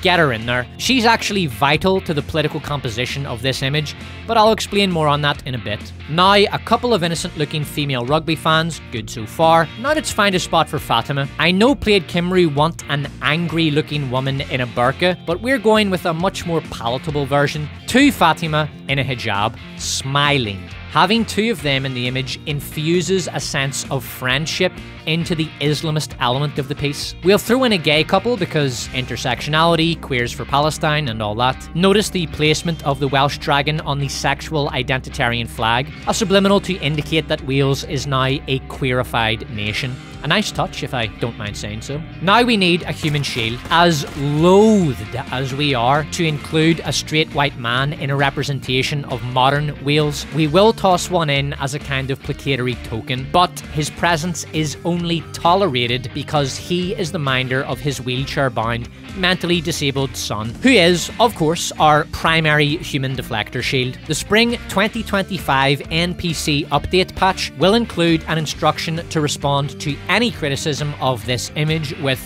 "Lol, conservative bigots see a disabled guy in a wheelchair and immediately start frothing at the mouth, screaming woke! Hashtag Wales, it's us." I know this image might look like I've loaded a shotgun with woke and blasted it at a blank canvas, but that's where Hot Girl comes in. Her job is to act as a shield against cry-wokes, because we know that smoking hot women in a sexualized posture cannot be part of any woke aesthetic. Indeed, woke seeks to eradicate hot feminine women from cultural spaces altogether, which is why she's here. This image is intended to be a psychic attack against the native Welsh, but that attack will be rendered ineffective if it can be easily dismissed as woke garbage. Hot Girl renders this image post-woke, which will also serve to confuse the enemy. They will look at this image and struggle to respond coherently to it. An added bonus of Hot Girl is that she dominates the viewer's attention, rendering subliminal elements more effective. The hot Welsh girl in our image plays the exact same role in this piece as the girl with the excellent breasts does in the Virgin piece. The general sense of positivity in the image helps to obfuscate the core value that Islamism is now an inexorable aspect of Welsh identity. The smiling face is used to hide the vicious intent. To quote 1984, "The Ministry of Peace concerns itself with war, the Ministry of Truth with lies, the Ministry of Love with torture." Our image should not be an angry burqa-clad migrant glaring daggers at her enemies. It should be a big, gay, happy, differently abled, sexy Islamic Welsh smile. Even when British people aren't being outright told, "We will replace you," in their daily media, it is always being insinuated. This Tesco ad is a harmless sandwich commercial with no subliminals or hidden values. But, as with all major brand ads in UK, it contains absurd levels of diversity. This ad is a model of ethno-distortionist media. There are 24 little characters in this ad, 17 are minorities, and 7 are white. In a country in which 82% of the population is white, advertisements from the country's largest retailer feature a 29% white cast. Surprisingly, this Tesco's ad contains the first straight white couple I've come across in my research who aren't arguing, the ginger girl and the punk. This shot perfectly sums up the ethnographic world building of Adland. A group of people so diverse they look like they belong in a modern fantasy streaming series like Wheel of Time or Rings of Power. Perhaps they're natives from a backwater mining village deep in the mountains, isolated from civilization. And the white man is, of course, located at the back of the group,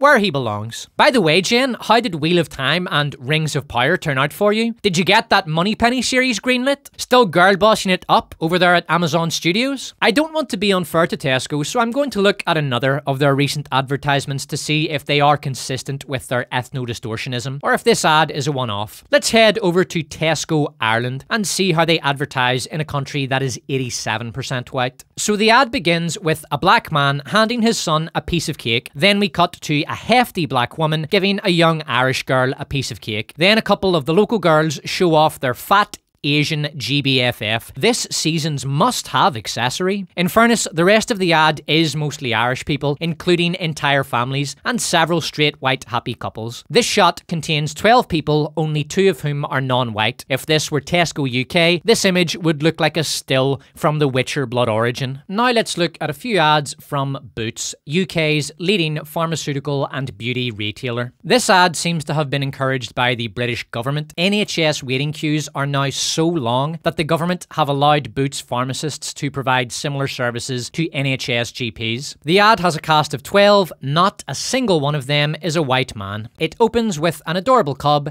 then a black couple, then a wig blag, an empowered Indian girl, a diverse child, a pair of friends, Boomer Nan out in sunny Spain for her 8th holiday of the year, enjoying some sunny surfing adventures, while her grandson Graham is back home staring down the barrel of homelessness because his rent just went up due to a recent influx of cultural enrichment in his area. And the ad finishes with a chic, professional-looking black pharmacist reassuring Karen about her STI infection. The cast is 41% white. In the interest of fairness, we will examine another Boots ad. This ad contains not 1, but 3 white men, or possibly 4, I'm honestly not sure. You'll see why in a minute. And in a shocking, taboo-breaking first in Adland, this advertisement contains a black girl, white guy couple.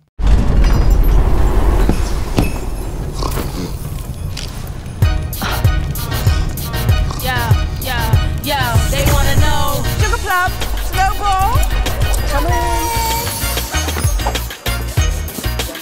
Shall we? There's nothing very subtle going on here, though I will give Boots credit for making one of the most hideous fucking productions I have ever seen. This ad looks like Boots took a gaudy, over-decorated Christmas tree, a drag show, a DEI seminar, and a large pile of useless dime store trash, mixed it in an industrial blender, fired it out of a cannon onto a green screen set, then massively overexposed the resulting visual catastrophe. Santa Claus is a lazy white man, his wife is a strong, diverse, powerful girl boss Claus. While he's snoozing his fat ass off next to the fire, she gets everything organised for Christmas by walking around the nightmarescape, preparing seasonal trash products for consumption. Then Santa wakes up confused and blunders off to take credit for a black woman's work. You thought it was all him? The ad features 2 men apart from Santa, both drag queens. Just in case the audience doesn't get the message that drag queen 1 is stunning and gorgeous, Boots informs us of this fact directly. How do I look? Slaying. In a CGI nightmare wonderland filled with women, the only person to lose their shit is a man. Drag queen number 2. This one's mine. We're out of bows! Fortunately, Girl Boss Claus is ready to hand with the solution. Men panic, girls get it done. Now, where have I seen this before? I wish there was just one website. Duh, Debenhams. How do I avoid queues that last forever? Still shopping on the high street. Duh, Debenhams. There's a cheeky little subliminal in this frame, intended to mock the traditional Christmas aesthetic. Boots have turned Santa's catchphrase, ho ho ho, into a sexual double entendre by tattooing it onto diverse female elf's side shave. This frame is so packed with disgustingly gaudy rubbish that it took me 4 rewatches to notice this. The ad ends with Girl Boss Claus laughing at the very notion that a man could get something done without a woman's help. Like all the other Christmas ads, there is no Christian imagery and no children. The Boots Christmas ad has 529,000 views and 236 comments? That doesn't make sense. My Marvels video has around the same number of views and has 3,000 comments. Perhaps some of that DEI Christmas magic made the comments disappear. Perhaps more than any other major UK brand, Boots fetishize black people in their advertisements. In this ad, a black guy gets the cold, heads to Boots and gets sorted by a black pharmacist. In this ad, a black woman wakes up, runs to Boots and is served by a black employee. In this ad, a black family head to the swimming pool. Boots advertisements look like they're from an African country with a white minority and a few other ethnicities dotted around. Here's an ad from Dacia, a car manufacturer. You can see the faces of 30 people in this ad. Of those 30 people, there is one white man, a guy in the background, while a woman opens the car boot. The rest are women and minorities. Maybe this McDonald's ad will be a more accurate representation of the UK's demographic reality. The ad opens with Daisy eating a delicious looking burger with a wig blag seated behind her. Then cuts to an Indian couple sensually enjoying a delicious looking burger. Then we cut to DJ Jerry Adams enjoying a delicious looking burger. And no harm to our boy Jerry, but he doesn't look to be the straightest arrow in the quiver. I will not condemn the IRA. The IRA is quite legitimate. Alright, so no white men there, but there were only 6 people in the ad. Let's try another Mickey D's ad. The ad begins with a tall black man walking up to a small white girl. Being a white woman in Adland, she is, naturally, thrilled by his presence. Hey, there's a white guy. Judging from the composition of him and his associates' clothing, I'm guessing that... I'm black, and I'm gay, and it was magical to see a reflection of myself, reflection of myself, reflection of myself, reflection of myself. We pan through the restaurant. 2 white women pass. Reflection of myself, reflection of myself, reflection of myself. People had never seen black people. Just hadn't. It was a new thing. Hey, is that a wig blag? We head out to the drive-thru where vaguely ethnic mom asks, Guys, what are we ordering? Discount Jenna Ortega responds, 9 nugs, obviously. An old lesbian couple on a couch discuss their order, then a straight white couple, a white girl on the street, a hair salon full of black women, the tall black man again, then 3 young black men and their pet native. The ad finishes with Boomer Nan asking to take a selfie with tall black man so she can pretend to have black friends on social media. There's a twist at the end of the ad when McDonald's reveals that the tall black man is a British rapper who calls himself Stormzy and is famous for calling the UK a quote, definitely 100% racist country. There's a lot of choppy editing and extras in the background in this ad, so I only counted the people whose face is visible. By my count, there were 33 people showing their face in this ad, of whom 10 are white and 3 are white men. So the cast of this ad is 30% white and 9% white male. But this next McDonald's ad is 100% white. It's called The Whitehall Family Try the McPlant. The McPlant is a burger made from plant-based imitation meat, which is just glorified soy. According to the National Institute of Health, meat alternatives are typically made using concentrated sources of soy protein, such as soy protein isolate, SPI, and soy protein concentrate, SPC. McDonald's has just depicted a black male as assertive, dominant, high social status, and attractive. He's swooned over by young girls and boomer nans alike. Let's see how McDonald's depicts a white male.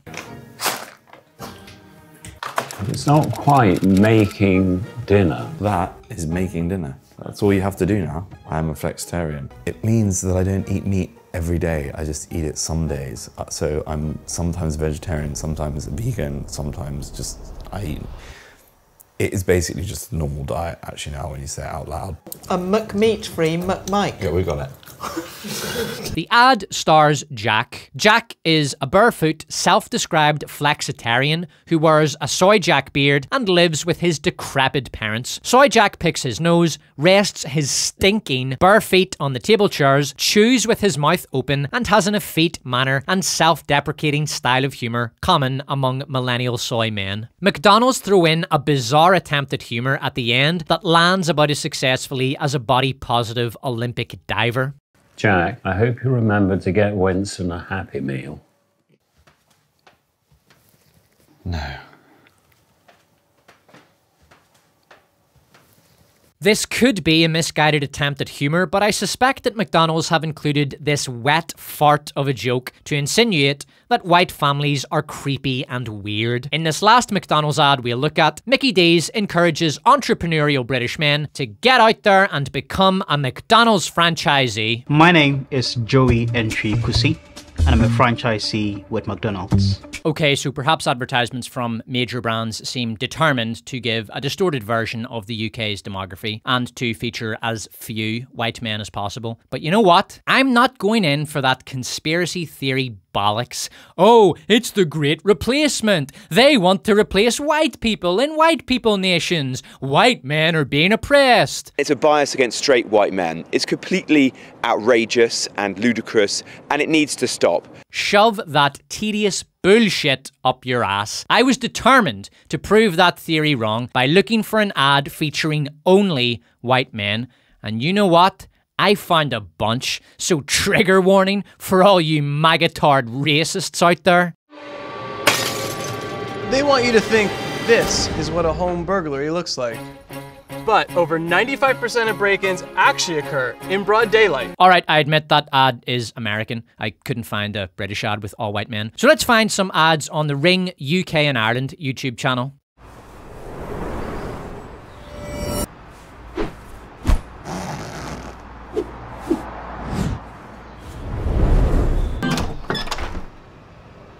Baby, if you got to go. This ad is a parody of the American style, but it is worth noting that even when gangsters are presented in parody form in Adland, they must be white. And naturally, the happy couple is a wig blag. British Ring doorbell ads are completely different from American Ring doorbell ads. In the US, the marketing focuses on home protection. In the UK, marketing focuses on cute moments caught on camera, like animals, babies, and funny delivery driver moments. Here's one I actually quite like.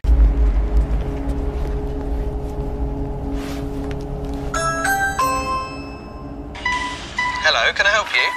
First you shackle me. With Ring, you're always home. This video is about UK ads, and if it is successful enough, I will do a sequel focusing on American ads, but that's a big if. This video is, after all, not a review of Marvel's slop cape shit movie number 489. So in case I don't get the chance, here is a brief analysis of American Ring doorbell ads. I analysed a 13 video playlist on YouTube titled Ring ads, posted by the Ring YouTube channel. The first ad features two burglars, both white men. The second contains no burglars but does feature a black man keeping your home safe. Ad 3 features one white male burglar. Ad 5, one white male burglar, one black guardian. Ad 6, 4 white male burglars and maybe a black guy. It's hard to tell because his face isn't shown. Ad 7, 3 white burglars. Ad 8, 2 white burglars being chased off by a black homeowner. The top comment on this video reads, "Something else seems switched up, but I can't place what." Ads 9, 10, and 11 all feature 2 white criminals. These 13 Ring security videos feature 20 burglars, 18 are white men, 1 is a white woman, 1 might be a black man. The first ad we looked at contained 4 white male burglars, a white on-house crime rate of 98%. Right, back to British ads. White men may be massively underrepresented in British ads, but at least they aren't vilified as criminals. He's about to kill his whole family. Fuck. He doesn't intend to, but he's going to. Just about now. Don't be tempted to tamper with your gas meter. It's not worth it. Gas theft takes lives. Well, at least he's married with a kid, so that's something, even if he does end up killing them all. Also, I feel this man's pain. This reminds me of my uni days. Me and two friends lived in a house opposite the Lyric Theatre, and we were too poor to heat the place, so we just wore coats and blankets in the house. Alright, next ad.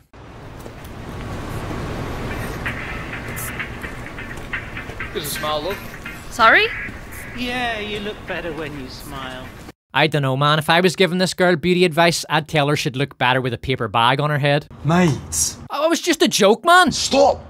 Just stop, man. You're right, bruv. I'm sorry. She's gorgeous. That can be your name. Gorgeous. So next, Mick cops a feel in a bar and Gorgeous cold shoulders him. So Gorgeous goes to a bus stop and a random man snaps a photo of her, then sends it to his friend with the caption, "Bro, Shrek just sat down next to me at the bus stop! Exclamation mark lol." To end the ad, Gorgeous is walking home, a random man mistakes her for Brock Lesnar and starts walking after her because he wants a selfie.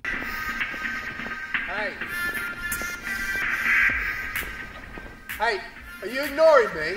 Oi! The ad finishes with the 5 white sexual harassers staring mournfully into the camera as they confront their own toxic masculinity. Is this the best a man can get? Is it? This next ad is from Scottish Government. It's called Trouble with Scotland is that it's full of Scots. Sticks and stones may break my bones, but words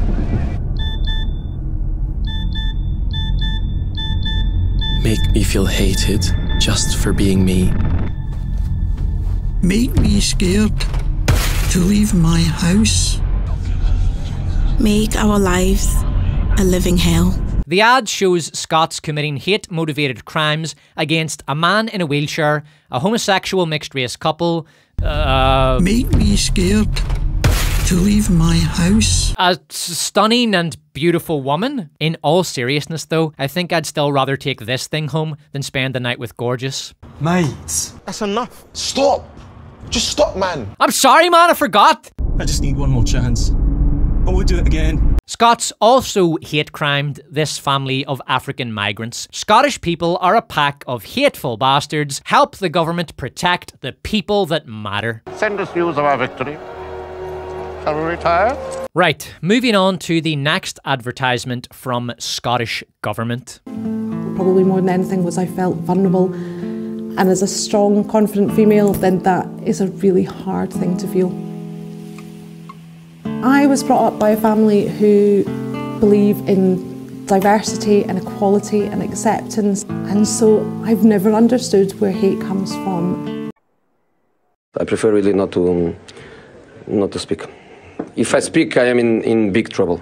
Now I'm going to offer my interpretation of Jaguar's infamous ad, "Does AI dream of Translesbian Chic?" On first viewing, Translesbian Chic comes off as a random pile of woke bollocks. Like Jaguar took Pandora's box, put it through a 3-year sociology degree at Yale, followed by an internship at Disney, then opened it, and this is what came out. But I do think Jaguar have a few core messages they are trying to communicate through extremely opaque symbolism in Translesbian Chic. Of course, this is all speculative. Jaguar's ad is so far up its own ass that it's regurgitating itself. Perhaps I am merely reading order into random chaos that Karens in the marketing department thought would look fashionable and edgy. The ad takes place on an alien planet. A barren pink landscape devoid of civilization. This setting symbolizes the new frontier. Jaguar are boldly going where no corporate entity has gone before, because intersectional, gender-bending, body-positive queer nonsense was staggeringly original and innovative in 2024. Pandora's box is a spaceship that has just landed on this brave new world, and from its entrails emerges the new Jaguar. Ultra-diverse, multiracial, multicultural, multi-sexual, what the fuck is that? So Pac-Man has been race-swapped developed and now has a human-shaped tumour growing out the side of his head. The tumour carries a man bag, which reinforces the general sense of androgyny and symbolises the emasculation of the Jaguar brand itself, since I think the tumour may once have been a man. The next cut presents shiny black girl. I have no idea what, if anything, she is meant to represent, but she does have a function in the ad. Shiny is the youngest looking freak in the circus. She creates a strong age contrast with our next character, Old Codger. Codger is, as the corporate slogan goes, male, pale, and stale. And as the box office failure of Deadpool and Wolverine proved, male and pale is stale. What the modern audience really wants is Disney live-action remake number 19, Snow White and the 7 CGI Abominations,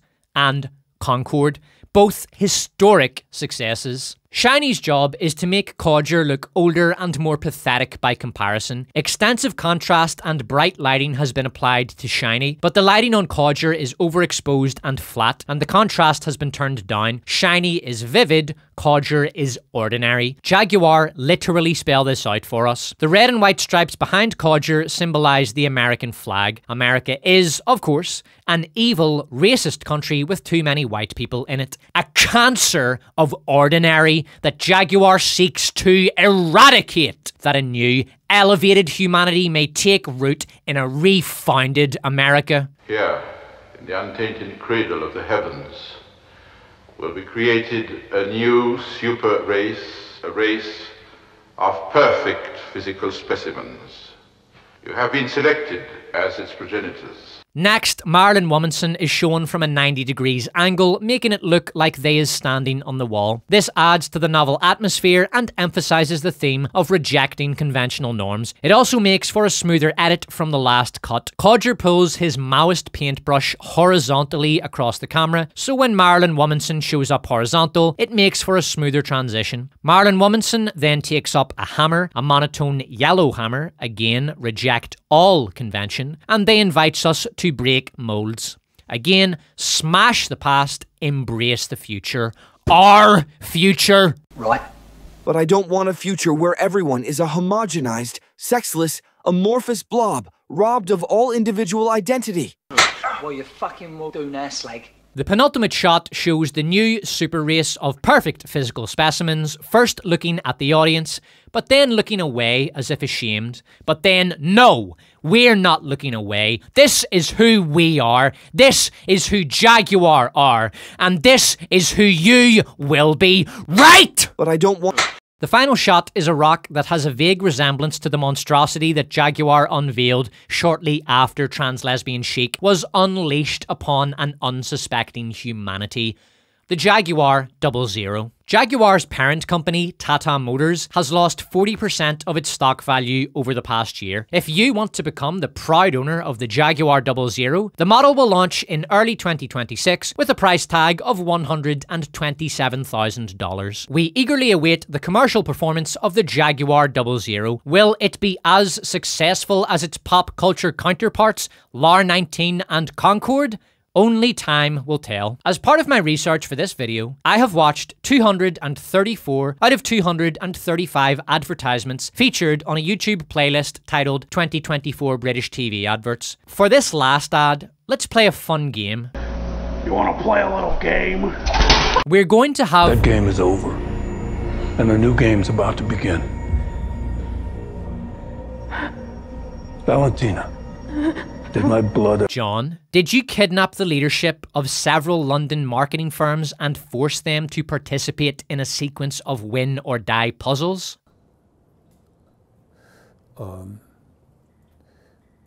John, I can see them.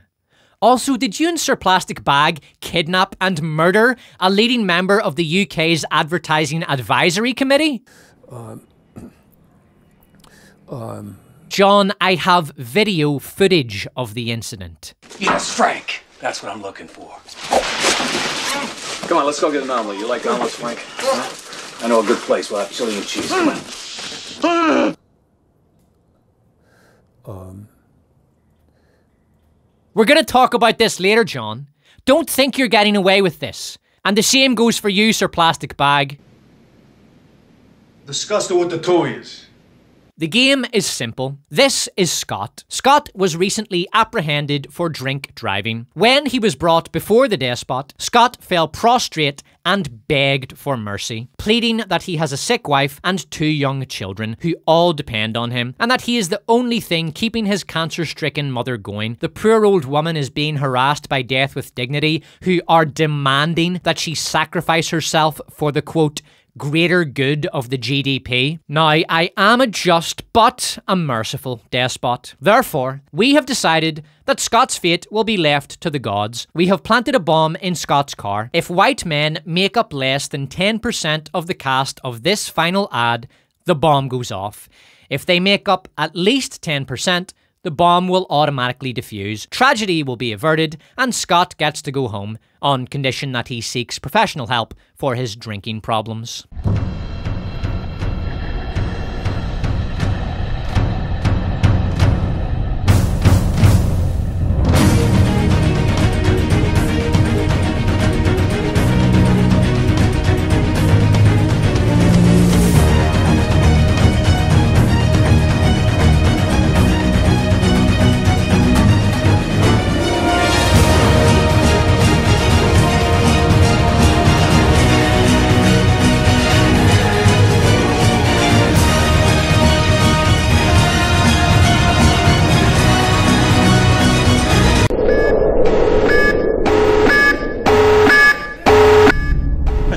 Chance. I would do it again. Please.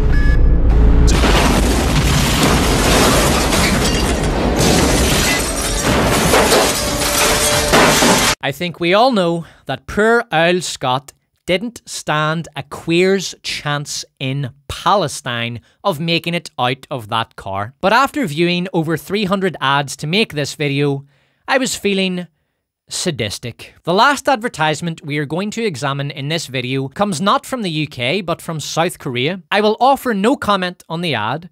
I just want you to compare what you see in this ad to what you've seen in the UK ads featured in this video. I do need to preface this ad with some brief historical context. From 1905 to 1945, Korea was colonized by Japan. The country was officially annexed into a Japanese possession in 1910 and renamed Chosun. Koreans suffered horribly under Japanese rule. Their customs and language were outlawed. Hundreds of thousands of Korean women were taken as sex slaves for the Japanese army. Millions were sent to Japan as labourers during World War II. Millions more were conscripted into the Japanese military. Koreans were eventually strongly encouraged to change their names to Japanese names, and as Japan started losing the war, vast amounts of rice was pillaged from Korea and sent to Japan and to the Japanese army in China, leading to mass starvation. During this time, there were many patriots who resisted Japanese rule. They were regularly imprisoned, tortured, and murdered by the Japanese authorities.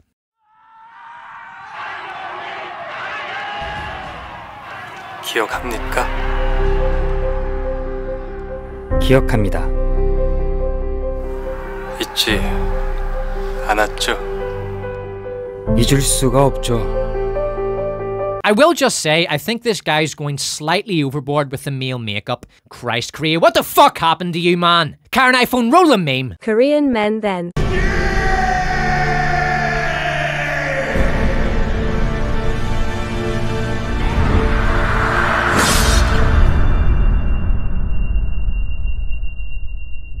Korean men now.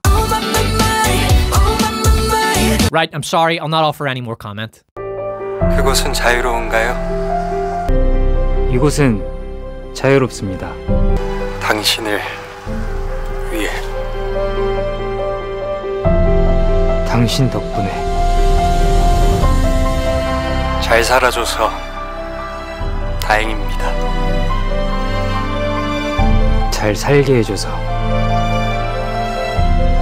고맙습니다. 당신의 역사를 기억하겠습니다.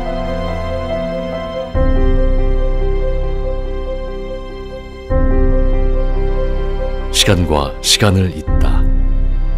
굿웨어 탑 10. By the way, that awesome clip is from a movie called The Admiral Roaring Currents. It's about Lee Sun-shin, probably the greatest naval commander of all time, and it absolutely fucking crushes!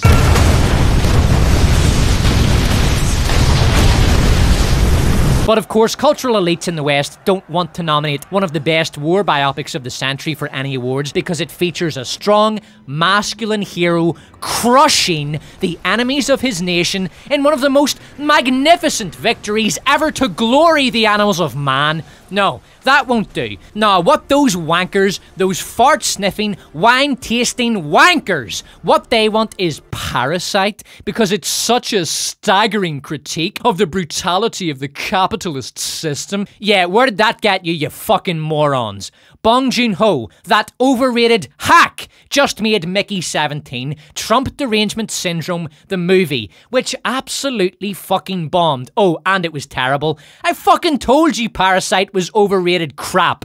That movie doesn't even function if everyone in the story isn't a complete moron. Fuck Bong Joon-ho and the Hollywood snobs who put him on a pedestal. I've been saying this. What are you doing?